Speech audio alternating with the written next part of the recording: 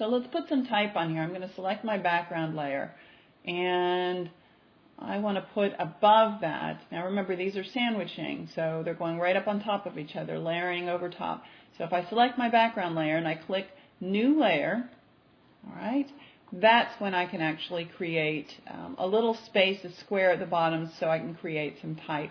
And I'm going to go up here and use my rectangular marquee tool and fill this in at the bottom, let's say with some black. So I'll select my colors. If you want to change your colors, there's a couple ways you can do it.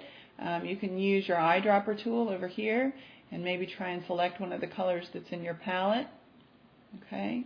Or you can double click on that tool there and drag down and select the color you want. Since we were going straight with black and white, all you had to do was really click right here and that would give it to you.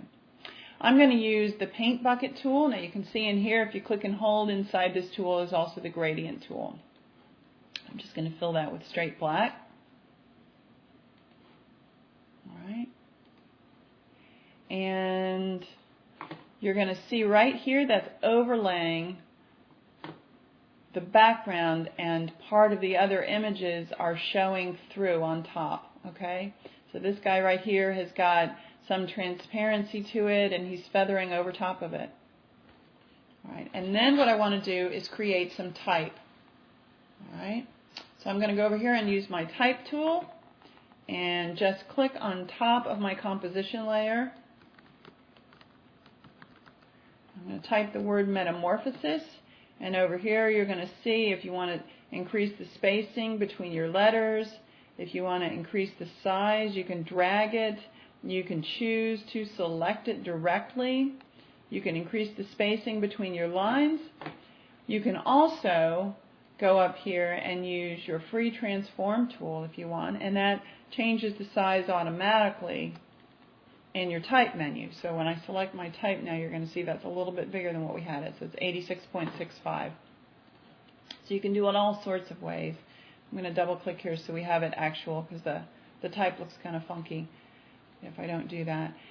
Up here at the top, I want to point out also, you can choose several different varieties. You can have no anti-aliasing, sharp, crisp, strong, or smooth. And anti-aliasing is something that if you zoom in really closely, you're going to see that rather than just having straight black on my text, it actually anti-aliases. That means that it's kind of doing this little grayscale around it so that it looks nice and smooth.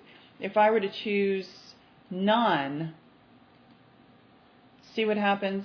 It's just black, but it ends up really looking bad. So the anti-aliasing is something when you're dealing with bitmap style images, it's really important to have that in there. Alright, so I'm going to pick strong. I like the way that works. I'm going to position that down here, and then I'm going to choose some colors that might work a little bit better with my composition. And I think I'd like to have that type just a little bit bigger. So I'm going to use the scale tool, metamorphosis. There we go. Just drop that down.